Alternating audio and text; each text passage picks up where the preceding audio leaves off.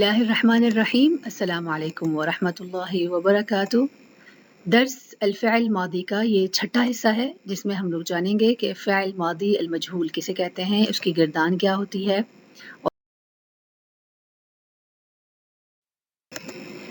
آئیے سب سے پہلے دیکھتے ہیں کہ فعل ماضی مبنی للمجہول سے کیا مراد ہے۔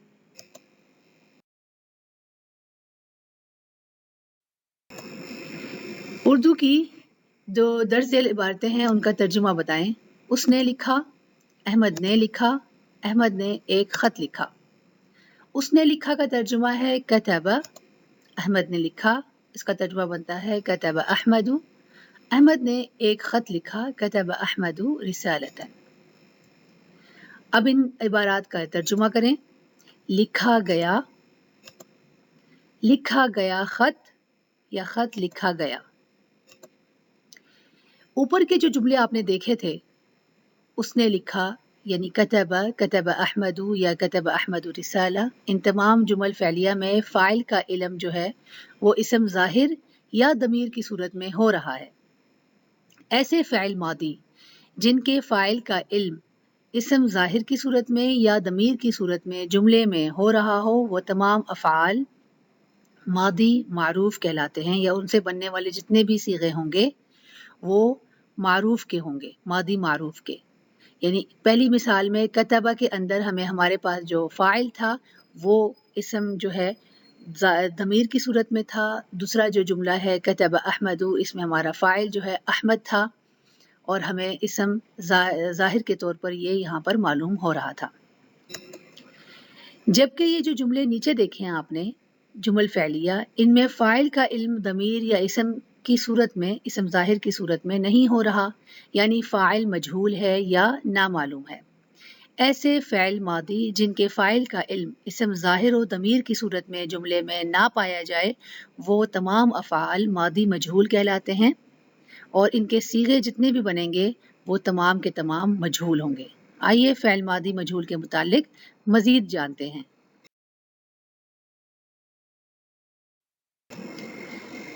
فعل ماضی للمجہول یعنی ایسا فعل ماضی جو کہ مجہول کے لیے، جس کے بارے میں نہیں پتا، اس کے فاعل یعنی کام کرنے والے کا جس میں نہیں پتا چل رہا ہے، اسے کہتے ہیں مجہول۔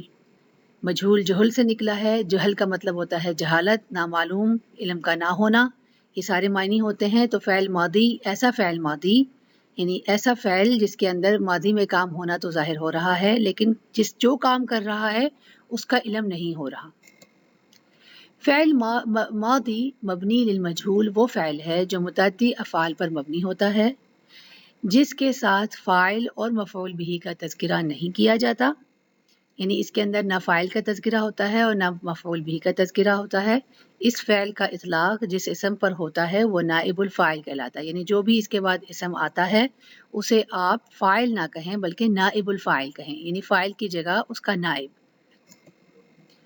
لغہ عربیہ میں کسی بھی فعل ماضی کا ماضی مجہول بنانا بہت آسان ہے، اس لیے کہ عربی میں ماضی مجہول کا ایک ہی وزن ہے اور وہ ہے فعیلہ، یعنی ماضی معروف کا کوئی بھی آپ کے پاس جو بھی آپ نے 3 اوزان لیے ہیں نا، فعالہ، فاعلہ، فاعولہ والے اوزان 3 لیے تھے نا ہم لوگوں نے، انہی وزن پہ بننے والے جتنے بھی آپ کے پاس گردانیں آئیں گی یا جتنے بھی افعال آئیں گے، ماضی مجہول ان کا ہمیشہ فعیلہ کے وزن پر ہی آئے گا۔ مثال کے طور پر یہاں پر پہلی مثال ہے کتبہ، جو کہ فعالہ کے وزن پر بنا ہے، یہ ماضی معروف ہے، یعنی اس میں ہمیں پتہ چل رہا ہے کہ جو کام کر رہا ہے وہ اسم ضمیر کی صورت میں اس میں موجود ہے۔ کتبہ، اس نے لکھا، اس کا ماضی مجہول بنے گا کتبہ، جو کہ فعیلہ کے وزن پر ہے، یعنی پہلے حرف پر فعیلہ کی فا کے اوپر جیسے پیش ہے، اسی طرح اس کے بھی پہلے حرف پر پیش ہوگی، اور جو اس کے بعد عین ہوگا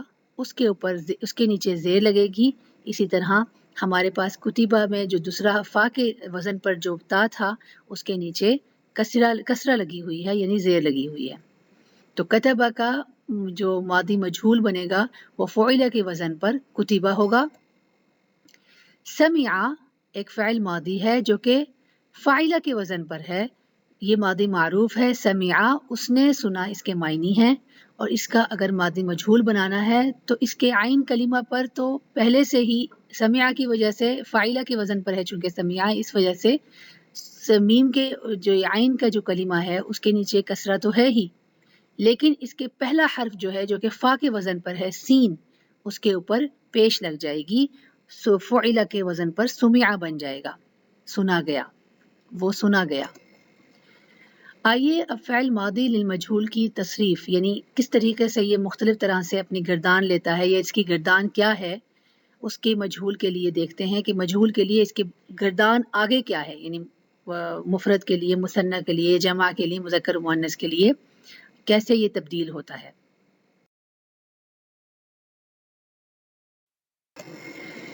आप देख सकते हैं कि मादी मजहूल की तसरीफ़ मारूफ जैसी ही है, ये तसरीफ़ का मतलब है गर्दान, मगर पहले हर्फ पर दम्मा की अलामत और दूसरे हर्फ के नीचे कसरा की अलामत मुख्तलिफ तरह के मजहूल के लिए मारूफ से मुख्तलिफ है।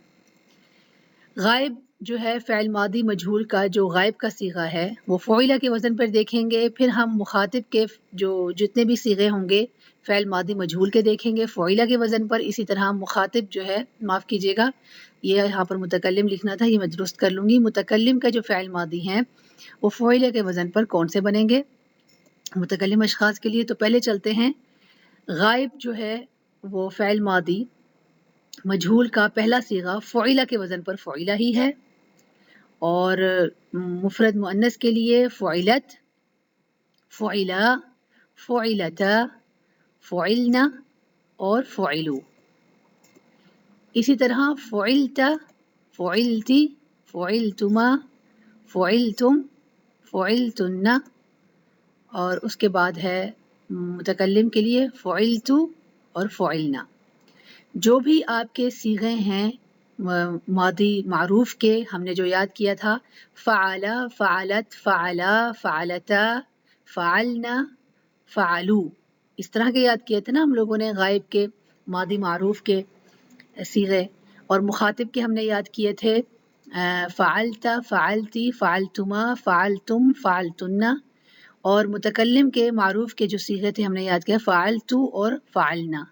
लेकिन ये तमाम के तमाम जो हैं सीगे वैसे ही रहेंगे, लेकिन मजहूल की सूरत में इनकी जो पहचान होती है वो ये है मजहूल की, मादी मजहूल की, कि ये पहले हर्फ पर पेश लेता है और आइन का जो भी इसका कलिमा आइन के वज़न पर आता है उसमें ये ज़ेर लेता है, जैसा कि आप यहाँ पर देख सकते हैं मुख्तलिफ सीगों में।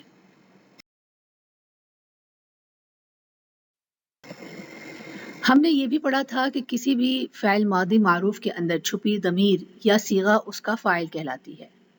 अब ये बात ज़हन में रखें कि किसी भी फ़ैल मादी मजहूल के अंदर छुपा सीगा नाइबुल फ़ाइल कहलाता है। मिसाल के तौर पर कतबा, इसका मतलब आ रहा है उसने लिखा, और कुतिबा से मुराद है वो लिखा गया। जो जुमला कतबा है इसमें आपने जो उस लफ्ज़ देखा था वो असल में क्या है, दमीर है इस फ़ैल का। फ़ैल कतबा का जो दमीर है वो उस है, और ये इसका इस्म जो है दमीर के तौर पर फ़ाइल बन रहा है यहाँ पर इस जुमले के अंदर। मगर इस जुमले में वो जो है दमीर इस फ़ैल का नाइबुल फ़ाइल है, वो लिखा गया, इसमें जो वो लफ्ज़ है छुपा हुआ इसके अंदर वो नाइबुल फ़ाइल कहलाएगा। जैसा कि पहले बताया गया है कि लुग़ा अरबिया में किसी भी फ़ैल मादी मारूफ से मजहूल बनाने का तरीक़ा बहुत आसान है, क्योंकि अरबी में मादी मजहूल का एक ही वज़न है जो कि फ़ुइला है, जिस पर मादी मारूफ का फ़अला और फ़ाइला के वज़न पर आने वाले लाज़िम व मुतअद्दी के दोनों तरह के अफ़आल मादिया बनते हैं। जैसे फ़तहा फ़ैल मादी मारूफ ये है और उसका मतलब है उसने खोला, इसको फुतिहा इसका जो है मादी मजहूल का सीगा बनेगा और इसका मतलब होगा वो खोला गया। इसी तरह समिआ जिसके मायनी हैं उसने सुना, इसमें चूंकि उसने सुना हमें पता है कि जो भी इसके अंदर फ़ाइल है वो उस है, तो ये फ़ाइल मादी है, मारूफ का सीगा है। इसको अगर हमने मजहूल बनाना है तो फ़ुइला के वज़न पर बनाएंगे जो कि सुमिआ बनेगा, जिसका मतलब होगा वो सुना गया। اسی طرح ساعدہ فعل ماضی معروف ہے، اس نے مدد کی، جس کے معنی ہیں، اس کو فعیلہ کے وزن پر اگر بنائیں تو سوعدہ اس کا فعل ماضی مجہول بنے گا، جس کے معنی ہوں گے اس کی مدد کی گئی۔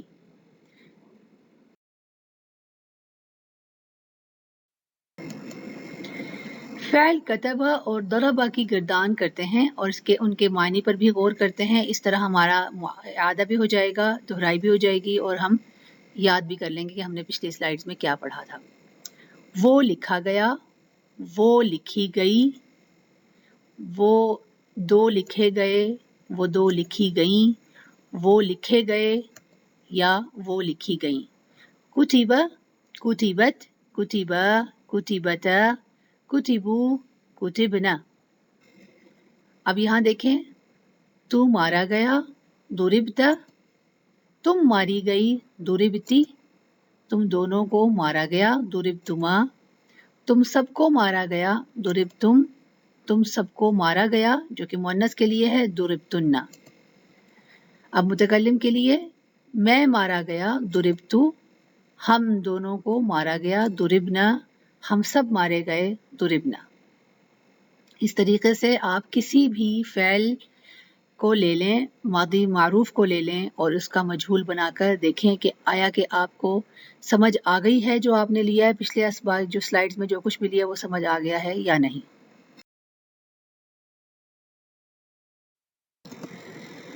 آئیے فعل ماضی مبنی للمجہول کو قرآن کی مثال سے دیکھتے ہیں۔ بسم اللہ الرحمن الرحیم۔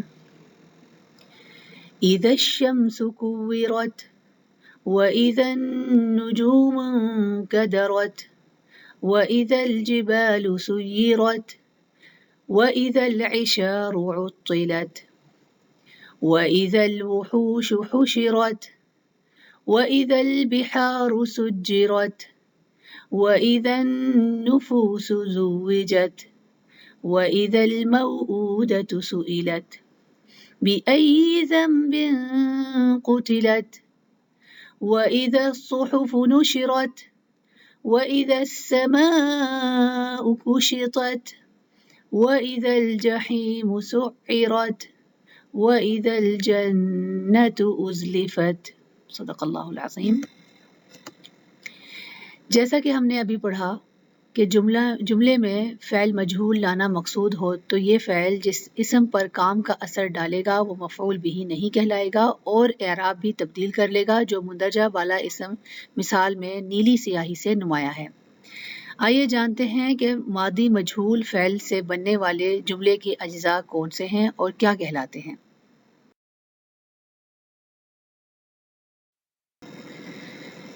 نائب الفاعل، ہمارا اگلا حصہ جو ہے جو بھی ہم پڑھنے جا رہے ہیں اس میں نائب الفاعل کے بارے میں تذکرہ ہوگا، اس بارے میں ہم جانیں گے۔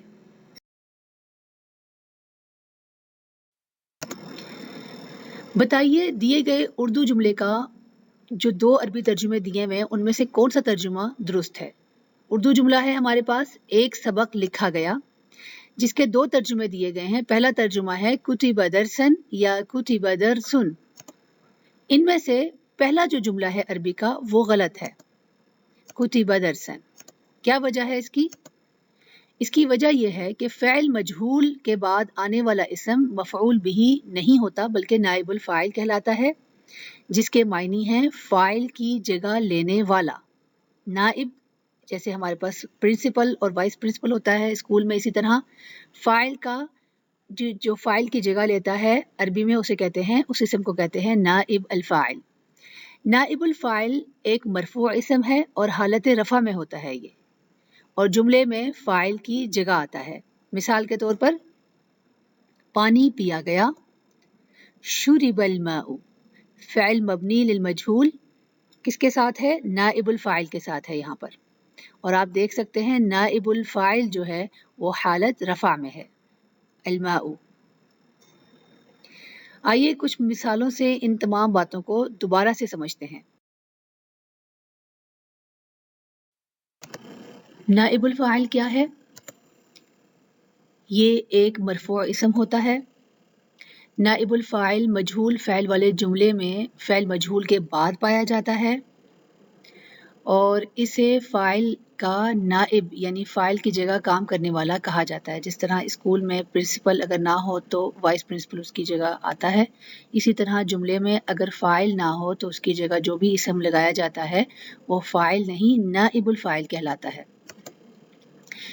جو جملے فعل مجہول کے ساتھ بنتے ہیں ان کے اجزاء کچھ اس طرح ہوتے ہیں، یا آپ یہ کہہ سکتے ہیں کہ کچھ یوں ہوتے ہیں ان کے اجزاء. اب اگر ہمیں فعل جو ہے مجہول کے ساتھ بنایا ہے، فتحہ کے ساتھ بنایا ہوا ہے، یہ جملہ شروع ہے ہمارا جملہ فعلیہ فتحہ فعل کے ساتھ، اور فتحہ جو ہے وہ فعل مجہول ہے ماضی کا، اور اس کے بعد جو بھی اسم ہم لگا رہے ہیں وہ نائب الفاعل کہلائے گا، حالت رفع میں ہوگا. تو کیسے بنے گا یہ؟ فتح الباب، دروازہ کھولا گیا. کس نے کھولا اس کا پتہ نہیں ہے، اس کے اندر فاعل کا نہیں پتہ، اور اس میں جو بھی اسم آ رہا ہے بتانے کے لیے، بات مکمل کرنے کے لیے، تو وہ کیا ہے؟ نائب الفاعل ہے، اور یہ حالت رفع میں ہے.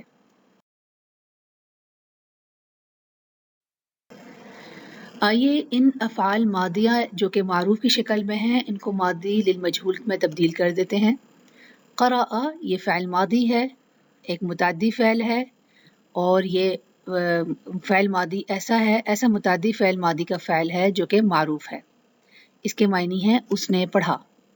خلق یہ بھی ایک فعل ماضی ہے، متعدی فعل ہے، اور اس کے اندر ہمیں فاعل کا پتہ ہے، جو کہ اسی لیے اس فعل کو معروف فعل کہتے ہیں، اور اس کے معنی ہے اس نے پیدا کیا. ضربت یہ بھی فعل ماضی ہے، متعدی ہے اور معروف ہے. اس نے مارا یعنی اس مؤنث نے مارا، ضربت اس مؤنث نے مارا، مفرد مؤنث نے. غفرنا فعل ماضی ہے، اس میں نون الف نا کا دیکھیں آگے صیغہ دیا ہوا ہے، اور یہ ایک متعدی فعل ہے، معروف کے لیے ہے فعل ماضی، اور اس کے معنی ہیں ہم نے معاف کیا. قرئ قرأ کا فعل مجہول بن جائے گا. تو اس کی تعریف ہوگی متعدی فعل تو ہے، فعل ماضی بھی ہے، لیکن یہ مجہول کے لیے ہے، جس کے معنی ہے پڑھا گیا. خلق کا مجہول ہوگا فعل کے وزن پر خلق، اور اسی طرح ضربت کا فعل مجہول ہوگا ضربت، جس کے معنی ہوں گے وہ ماری گئی، اور غفرنا کا فعل مجہول ہوگا غفرنا، جس کے معنی ہوں گے ہمیں معاف کیا گیا. کس نے معاف کیا اس کا علم نہیں ہے.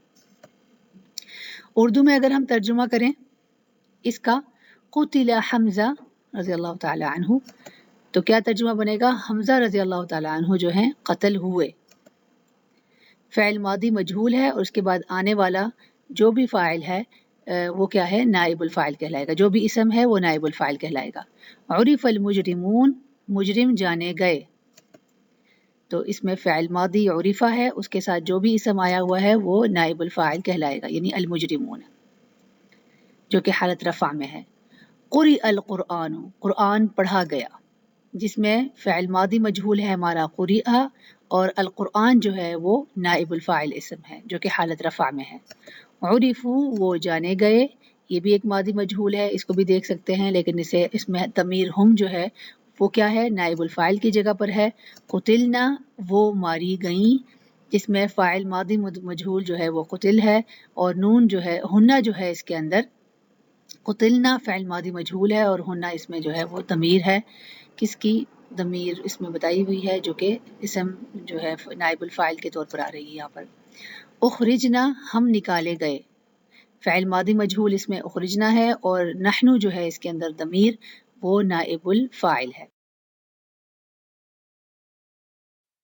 جیسا کہ میں نے پہلے بتایا کہ عربی ہم اس لیے سیکھ رہے ہیں کہ ہمیں قرآن کی سمجھ آ سکے، تو قرآن کی آیات کو بھی ہم مثالوں میں سمجھتے ہیں تاکہ ہمیں سمجھ آئے کہ قرآن میں یہ کس طریقے سے اللہ رب العزت نے بیان فرمایا ہے.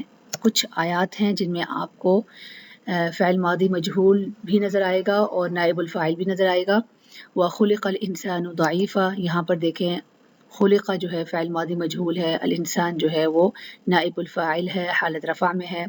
ایھا الناس ضرب مثل، یہاں پر دیکھیں ضرب مثل ہے. اسی طرح اگر اگلی آیات میں دیکھیں خلق الانسان، خلق الانسان، یہاں پر خلقہ جو ہے وہ ماضی مجہول ہے اور اس کے ساتھ انسان جو ہے وہ نائب الفاعل ہے.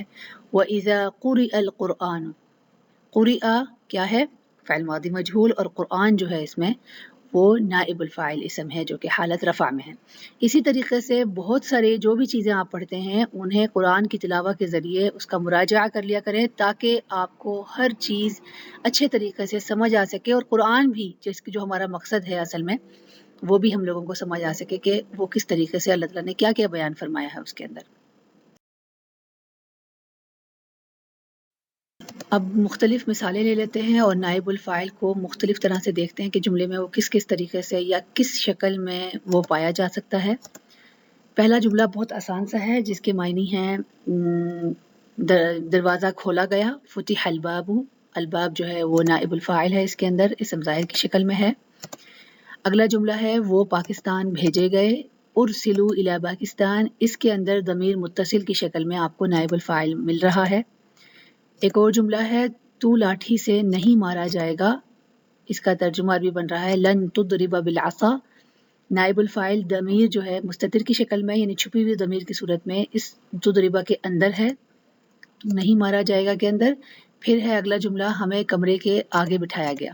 اب یہاں پر دیکھیں جلسنا امام الغرفہ، اس میں امام یہ ہم نے پڑھا تھا شبہ جملہ کے بارے میں پچھلے اپنے کچھ اسباق میں، آپ دیکھ لیجئے گا کہ شبہ جملہ کس جملے کو کہتے ہیں، یعنی جملے کا آخری حصہ اگر جار مجرور یا ظروف کے ساتھ، ظرف مکان ظرف زمان کے ساتھ پایا جائے تو وہ شبہ جملہ کہلاتا ہے، اور اس میں جو مخصوص ظرف کی شکل میں آپ کو نائب الفاعل جو ہے وہ اس جملے میں مل رہا ہے۔ آگے ہے صفحے پر لکھا گیا، کتب علی الورقہ، نائب الفاعل یہاں پر بھی شبہ جملے کی صورت میں موجود ہے، اور شبہ جملہ یہاں پر جار و مجرور ہے۔ اور یہاں پر اگلا جملہ ہے خوبصورت پڑھائی سے پڑھا گیا، قرئ قراءۃ جمیلۃ، نائب الفاعل یہاں پر مفعول مطلق کی شکل میں موجود ہے، اور مفعول مطلق جو ہے اس بارے میں ہم نے پچھلے سبق میں لے لیا ہے، اگر آپ نے نہیں دیکھا تو آپ وہاں جا کر دیکھ لیجئے گا کہ مفعول مطلق کون سا اسم ہوتا ہے۔ آئیے اب دیکھتے ہیں کہ نائب الفاعل کس طرح سے جملے میں ہو سکتا ہے۔ یعنی جب بھی آپ دیکھیں کہ فعل آپ کے پاس مجہول ہے، اس کے بعد آنے والا جو اسم ہے اس کی نوعیت کیا ہے۔ پہلی مثال میں آپ دیکھیں اکل العنب، جس کا ترجمہ ہے انگور کھایا گیا، اس کا فاعل چونکہ چلا گیا تھا، اگر اس کے اندر فاعل ہوتا تو عنب جو ہے وہ مفعول بھی کی جگہ پر ہوتا اور یہ منصوب ہوتا، مگر چونکہ یہ فعل جو ہے ماضی کا یہ مجہول آ گیا ہے اور اس کے بعد آنے والا اسم مفعول بھی کی جگہ سے ہٹ کر یہ نائب الفاعل بن گیا جو کہ حالت رفع میں ہوتا ہے، اور اسی لیے مفعول بھی بننے والا جو اسم تھا وہ نائب الفاعل بنا، تو ہم کہہ سکتے ہیں کہ یہ ایز اے مفعول بھی کے طور پر بھی آ سکتا ہے جو کہ نائب الفاعل کہلاتا ہے اور حالت رفع میں ہوتا ہے۔ دوسری ترتیب میں آپ دیکھیں دوسری مثال میں جلیسا فی الفصل، ہمارے پاس جو جلیسا ہے وہ فعل ماضی مجہول ہے، اس کے بعد آنے والا جو بھی جملہ ہے وہ شبہ جملے کی صورت میں جار و مجرور ہے، فی الفصل، فی حرف جر ہے، الفصل جو ہے وہ اسم مجرور ہے، اس جملے کا مطلب ہے وہ بٹھایا گیا کلاس میں، تو فی الفصل جو ہے وہ جار و مجرور کی صورت میں بھی آ سکتا ہے، یہ بھی ایک اس کی نوع من الانواع نائب الفاعل ہے، یعنی ایک قسم ہے۔ اسی طرح جب آپ دیکھیں کہ آپ کے پاس فعل ماضی مجہول ہے اور اس کے بعد آنے والا اسم ایک ظرف کی صورت میں ہے، تو تب بھی آپ یہ کہہ سکتے ہیں کہ ظرف کی صورت میں بھی ہم نائب الفاعل کو پا سکتے ہیں جملے کے اندر۔ قضی یوم سعید اس کی مثال ہے جس کے معنی ہے ایک خوش دن گزارا گیا۔ اس مثال میں جو کہ قرآن سے لی گئی ہے اس میں ہے فَإِذَا نُفِخَ فِي الصُّورِ نَفْخَةً وَاحِدَةً، اس میں ہمارے پاس جو یہاں پر اسم ہے جو بھی نائب الفاعل ہے وہ مصدر کی صورت میں آیا ہوا ہے۔ آپ کے پاس ہم نے مصدر کے بارے میں پڑھا تھا پچھلی اپنی سلائیڈز میں کہ مصدر کیا ہوتا ہے، مصدر اپنا جو بھی فعل ہوتا ہے اس سے نکلا ہوا ہوتا ہے اور یہ کام نہیں ہوتا، کام کا نام بھی ہوتا ہے، اس طرح کا ہم لوگوں نے پڑھا تھا۔ تو کچھ اور مثالیں ہیں مفعول بھی کی صورت میں، اس میں جو بھی اسم آ رہا ہے وہ نائب الفاعل کہلائے گا، یہ مرفوع ہوتا ہے، جیسے قرئت القصۃ، کہانی پڑھی گئی۔ تو کہانی کیا تھی، اصل میں کسی فاعل نے یہ کام کیا تھا لیکن فاعل چونکہ حذف ہو گیا، یہ کام جو تھا وہ اس جملے میں مفعول بھی تھا، مگر فاعل کے ختم ہونے کی وجہ سے یہ یہاں پر نائب الفاعل بن گیا۔ اب اگلی مثال دیکھیں، جار و مجرور کی صورت میں دوبارہ سے ایک نئی مثال لے لیں۔ کتب علی الجدار، دیوار پر لکھا گیا۔ علی الجدار جار و مجرور کی صورت میں ہمارے پاس نائب الفاعل ہے یہاں پر۔ شبہ جملے کی صورت میں اگر آپ دیکھیں تو جلس فوق الکرسی، اور فوق تحت یہ تو ظرف ہے ہمارے پاس، تو یہ کیا ہے، شبہ جملے کی صورت میں بھی آپ کو نائب الفاعل مل سکتا ہے۔ اسی طرح نائب الفاعل جو ہے وہ ضمیر متصل یا مستتر کی صورت میں بھی ہو سکتا ہے، جیسے حرمو، حرمو میں دیکھیں متصل ضمیر ہے یہاں پر، واو الف کی صورت میں ہمیں نظر آ رہی ہے۔ اب اس کو متصل ضمیر وہ نہ سمجھیے گا جو کہ مفعول بھی کی جگہ پر ہے، تو حرمو اور حرمہ کے اندر مستتر ہے، ضمیر چھپی ہوئی ہے۔ ان دونوں کا مطلب یہ ہے یعنی ان پر حرام کیا گیا، حرمو جس کے معنی آ رہے ہیں، اور اس پر حرام کیا گیا، اس میں حرمہ کے معنی اس کے اندر آ رہے ہیں۔ اب یہاں پر ایک اضافی سبق جو ہے وہ بھی میں نے کہا اس درس کا حصہ بنا لیتے ہیں، کیونکہ اس بارے میں ہم پڑھ چکے ہیں۔ پہلے ہم نے پڑھا تھا کہ متعدی افعال جو ہیں وہ ایسے افعال ہوتے ہیں جو کہ بات مکمل کرنے کے لیے کسی اسم کی ان کو ضرورت پڑتی ہے، وہ صرف اپنے فعل اور فاعل سے بات مکمل نہیں کرتے۔ اس سلسلے میں ہم لوگوں نے مثالیں بھی لی تھیں متعدی افعال کی۔ اسپیسیفک متعدی افعال ہوتے ہیں جو کہ ایک اسم سے یا دو اسموں سے یا دو سے زیادہ تین اسموں سے اپنی بات مکمل کرتے ہیں۔ تو یہ چیز ہم لوگوں نے پڑھی تھی کس بارے میں، فعل جو معروف کے تھے، یعنی فعل متعدی، ایسے متعدی فعل جو کہ ماضی معروف کے تھے۔ انہی افعال کو مجہول بنا کر، جس کا مثال آپ اب یہ دیکھ سکتے ہیں، پہلی مثال ہے ماضی معروف کے ساتھ متعدی الی مفعولین کی، حسب حامد، حامد نے گمان کیا، کس کو گمان کیا، محمود کو، کیا گمان کیا، عالم گمان کیا۔ اب اگر ہم مجہول کر دیں متعدی فعل کو تو کیا ہوگا، حسبہ ہو جائے گا، حسبہ کا حسبہ ہو جائے گا۔ ماضی معروف سے ماضی مجہول بنانے کے لیے دو مفعول والے متعدی مجہول فعل سے فاعل کو ہٹا دیں، فاعل ہٹ گیا اس کے اندر، حامد جو تھا جس نے گمان کیا تھا اس کو ہٹا دیا گیا اس کے اندر سے، اور ہمارے پاس اب کیا ہو گیا، جو بھی نائب الفاعل ہوگا اس کو حالت رفع میں چلے جائیں گے۔ جیسے محمود ہمارے پاس پہلی مثال میں کیا تھا، یہ مفعول بھی تھا، ٹھیک ہے۔ اب ہم نے چونکہ یہاں پر اس کو ہٹا دیا، حسیبہ کے ساتھ اس کو لکھنا ہے، ہمارا فاعل اس میں موجود حامد جو ہے وہ موجود نہیں ہے دوسری مثال میں، تو ہم نے محمود جو ہے اس کو محمودن کر دیا، کیونکہ وہ ایسا اسم ہے جو کہ نائب فاعل کی جگہ پر آیا ہوا ہے، اور نائب الفاعل اس لیے کہہ رہے ہیں کیونکہ یہ حسیبہ کے ساتھ آ رہا ہے، حسیبہ کے ساتھ نہیں آ رہا۔ تو حسیبہ پہلے مفعول کو مرفوع بنا دیں آپ، محمود یعنی محمودن کو محمودن بنا دیں، اور دوسرے مفعول جو ہے منصوب کو کچھ نہ کریں، دوسرا جو آپ کا منصوب اسم ہوگا وہ حالت نصب میں ہی رہے گا، ٹھیک ہے نا۔ پہلے یعنی کہ حسب حامد محمودا عالما، حامد نے محمود کو عالم گمان کیا، اس میں سے اگر فاعل کو نکال دیا جائے جو کہ حامد ہے تو یہ بن جائے گا حسب حامد عالما۔ طریقہ کار پہلے اسم کے لیے جو کہ نائب الفاعل بن رہا ہے وہی ہوگا کہ وہ حالت رفع میں ہوگا، لیکن دوسرا جو اسم ہے جو نائب الفاعل بن رہا ہے وہ حالت نصب میں ہی رہے گا۔ یہ اس کا ذہن میں رکھ لیں، ایک چھوٹا سا اضافی سبق، کیونکہ ہم چونکہ لے رہے ہیں اپنے نائب الفاعل، اسی لیے آپ کو میں نے کہا کہ ایسے متعدی افعال بھی لے لیتے ہیں مجہول کے جو کہ دو نائب الفاعل سے اپنی بات مکمل کرتے ہیں۔ آئیے جو ہم نے اضافی سبق لیا ہے ان کو مثالوں کے ذریعے جانتے ہیں۔ ان مثالوں میں آپ کو پہلے ایک کالم میں کچھ ایسی مثالیں دی جائیں گی جو کہ فعل ماضی معروف کے ساتھ ہوں گی، جو کہ مفعولین یعنی دو ایسے اسما مفعول بھی سے وہ اپنی بات مکمل کر رہی ہوں گی، اور پھر آپ کو ایک اور جو کالم دیا جائے گا اس میں فعل ماضی مجہول کے ساتھ وہی مثالوں کو آپ بیان کریں گے جو کہ دو مفعول کے ساتھ اپنی بات مکمل کر رہے ہوں گے۔ اب یہاں پر آپ کے پاس تین کالمز ہیں۔ پہلے کالم میں آپ کو بتایا گیا ہے کہ نائب الفاعل کی ماضی مجہول کے ساتھ جو بھی مثالیں ہیں ان میں ایک تعداد کتنی ہے، یہی تعداد آپ ماضی معروف میں ان کی دیکھ لیں، ان الفاظ کی دیکھ لیں کہ جو یعنی مفعول بھی کی دیکھ لیں کہ جو بات مکمل کر رہے ہیں۔ اپنے ماضی معروف کے ساتھ. اب پہلی مثال ہے عرف الرجل الحقیقہ، آدمی نے حقیقت جانی. عرفہ اس میں فعل ماضی ہے، الرجل اس میں فاعل ہے، اور حقیقہ جو ہے وہ اس میں کیا ہے؟ مفعول بھی ہے. یعنی یہ ایک مفعول بھی سے اپنی بات مکمل کر رہا ہے یہ جملہ. اب اس کے اندر ہم لوگوں نے فاعل جو تھا، جو کہ الرجل تھا، اسے غائب کر دیں اگر، تو یہ جملہ بن جائے گا حقیقت جانی گئی، جس کا عربی میں ترجمہ ہوگا عرفت الحقیقہ. اب عرفت جو ہے وہ تا پر اس لیے ختم ہو گئی، یعنی یہ صیغہ کیوں لیا مفرد مؤنث کا، غائب کا صیغہ کیوں بن گیا یہ؟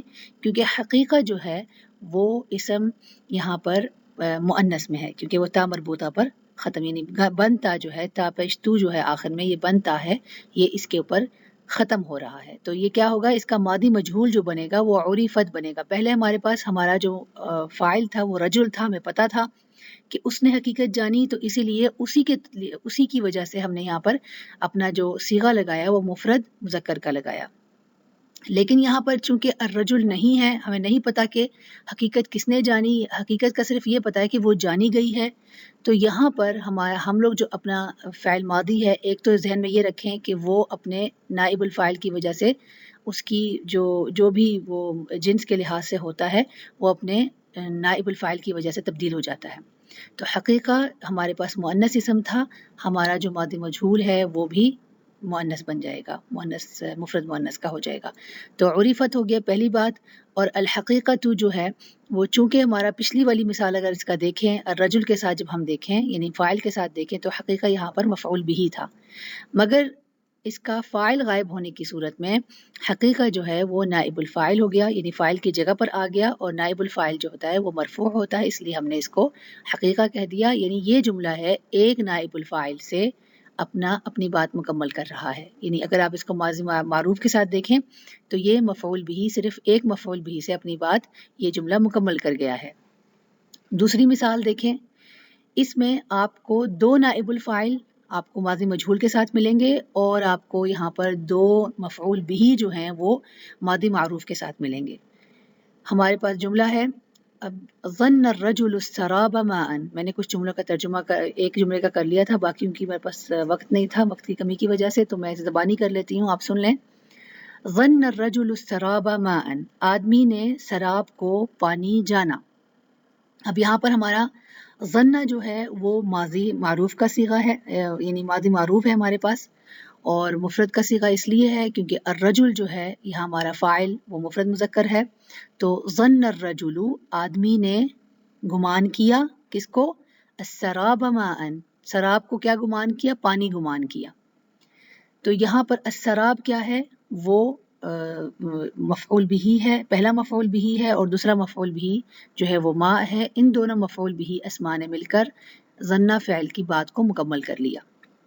اس کو ہم نے اب الرجل کو ہٹا دیں، اگر ماضی معروف کو ہٹا کر یہاں پر ظن کر دیں تو یہ ماضی مجہول بن جائے گا، اور اب ہمارے پاس جو بھی فاعل کی جگہ پر الرجل فاعل ہے اس کی جگہ پر جو بھی مفعول بھی ہمارا جو نائب الفاعل بنے گا وہ سراب ہوگا، السرابو بن جائے گا.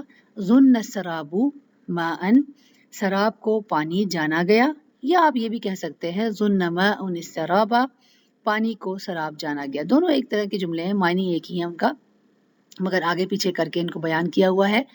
تو آپ یہاں پر دیکھ سکتے ہیں کہ السراب جو ہے ہمارا وہ نائب الفاعل بن گیا، پہلا نائب الفاعل، اور دوسرا نائب الفاعل جو ہے وہ ہمارا ایز اٹ از ہی رہا، منصوب رہا، حالت نصب میں رہا، جیسا کہ ہم نے پچھلے مثال میں دیکھا ہے، پچھلی سلائیڈ میں دیکھا ہے کہ پہلا جو ہمارا نائب الفاعل ہوتا ہے وہ حالت رفع میں ہوتا ہے، دوسرا حالت رفع میں نہیں ہوتا، حالت نصب میں ہوتا ہے. اب ایک مثال ایسی دیکھ لیں، وہ بھی دو جو ہے ان نائب الفاعل سے اپنی بات مکمل کریں گے ماضی مجہول کے ساتھ، اور ماضی معروف کے ساتھ وہ دو مفعول بھی سے اپنی بات مکمل کریں گے. مثال ہے اعطى المعلم الطالب درسا، معلم نے طالب علم کو درس جو ہے، چیپٹر جو ہے، سبق جو ہے وہ دیا. اس میں معلم جو ہے وہ ہمارا فاعل ہے، وہ حالت رفع میں ہے، آپ دیکھ سکتے ہیں، اور طالب جو ہے وہ حالت نصب میں ہے، مفعول بھی اول ہے، اور کیا دیا اس کو؟ درسن، سبق دیا اس کو، تو وہ بھی ہمارا حالت نصب میں چلا گیا.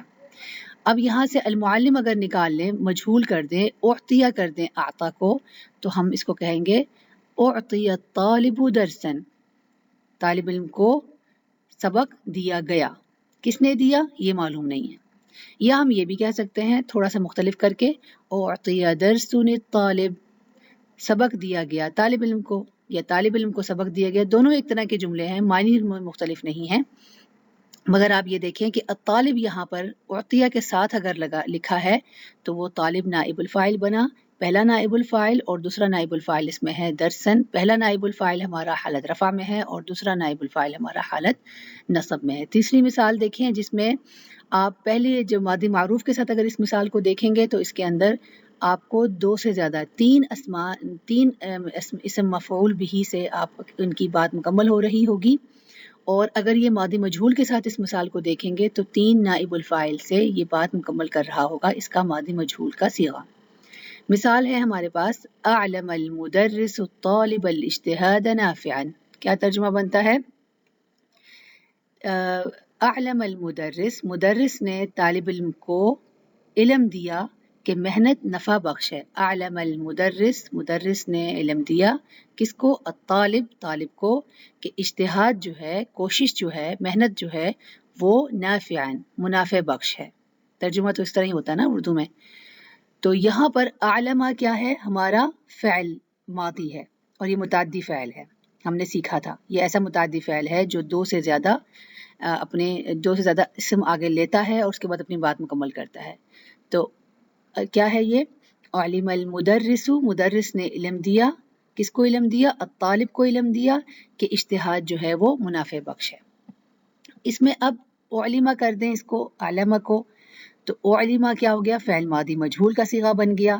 اس میں ہمارا مدرس جو ہے وہ غائب ہو گیا ہے. آپ تین طرح سے جو اس جملے کو بول سکتے ہیں، تینوں طرح سے جملے کے معنی وہی ہوں گے. علم الطالب، علم دیا گیا طالب علم کو، الاجتہاد نافعاً، کہ اجتہاد یا کوشش جو ہے وہ منافع بخش ہے. یا علم الاجتہاد، علم دیا گیا کہ اجتہاد یعنی کوشش جو ہے کس کو؟ الاجتہاد الطالب نافعاً، علم دیا گیا کہ محنت طالب علم کے لیے منافع بخش ہے. اس کو اس طرح بھی کہہ سکتے ہیں کہ علم نافع الطالب الاجتہاد، علم دیا گیا کہ منافع بخش ہے طالب علم کے لیے محنت.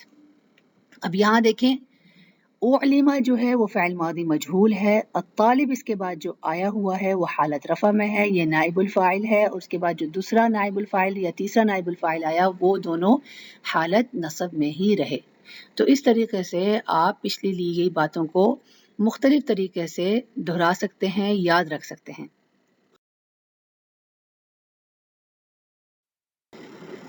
اب ہم نے پڑھا تھا عربی میں کہ الاسماء المرفوعہ عربی لغہ میں کون کون سے ہوتے ہیں. ان میں سے جو نمایاں نظر آنے والے ہوں گے ان سے آپ کی شناسائی ہو چکی ہوگی. تو یہ آپ کو دوبارہ سے یہ لسٹ دے دی ہوئی ہے. 7 طرح کے اسماء جملے میں یعنی وہ حالت رفع میں پائے جاتے ہیں عربی جملوں میں. فاعل، نائب الفاعل، ابھی آپ نے پڑھا فاعل، ہم نے پڑھا تھا کہ جملہ فعلیہ کا حصہ ہوتا ہے. نائب الفاعل بھی جملہ فعلیہ کا حصہ ہوتا ہے. یہ بھی دہراتے جائیں ذہن میں اس طریقے سے. مبتدا جملہ اسمیہ کا حصہ ہوتا ہے، خبر جملہ اسمیہ کا حصہ ہوتا ہے.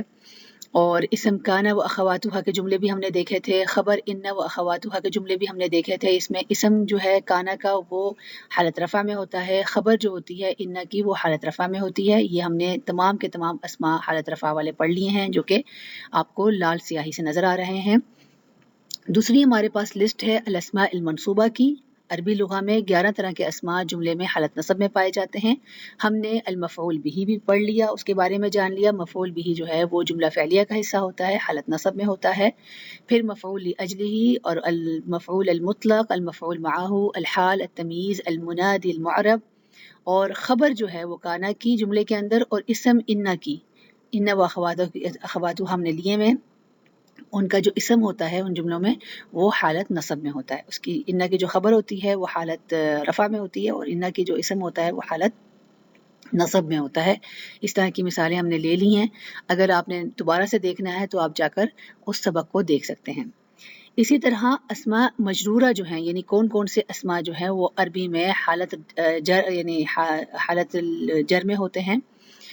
وہ کون کون سے ہیں؟ المجرور بحرف جر، یعنی ایسے اسما جن سے پہلے حرف جر لگا ہو، جو کہ میں نے آپ کو بتایا تھا کہ من، الا، عن، علی، یعنی جو بھی پریپوزیشنز ہوتی ہیں عربی میں، وہ حالت ان کے بعد آنے والے جو اسما ہوتے ہیں وہ حالت جر میں ہوتے ہیں، کسرہ لیے ہوئے ہوتے ہیں۔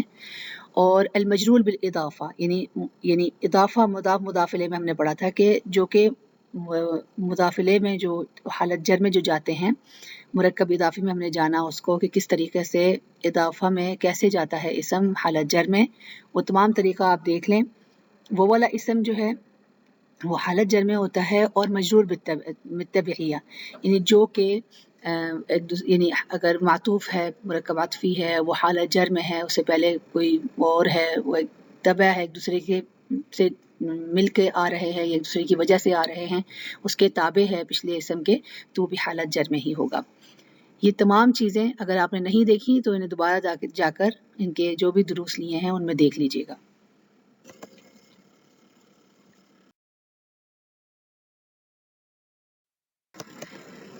اب یہاں تک ہم اپنے درس کا اختتام کرتے ہیں۔ ہم نے اس میں جو کچھ بھی پڑھا ہے اسے آپ لوگ دیکھ لیجئے گا، اچھے طریقے سے ریوائز کر لیجئے گا، مختلف امثلہ کے ذریعے، قرآن کی تلاوت کے ذریعے ان کا مراجعہ کر لیں۔ نئے سبق میں نئے موضوع کے ساتھ دوبارہ ملاقات ہوگی، تب تک کے لیے اپنا بہت سا خیال رکھیں۔ وآخر دعوانا ان الحمد للہ رب العالمین۔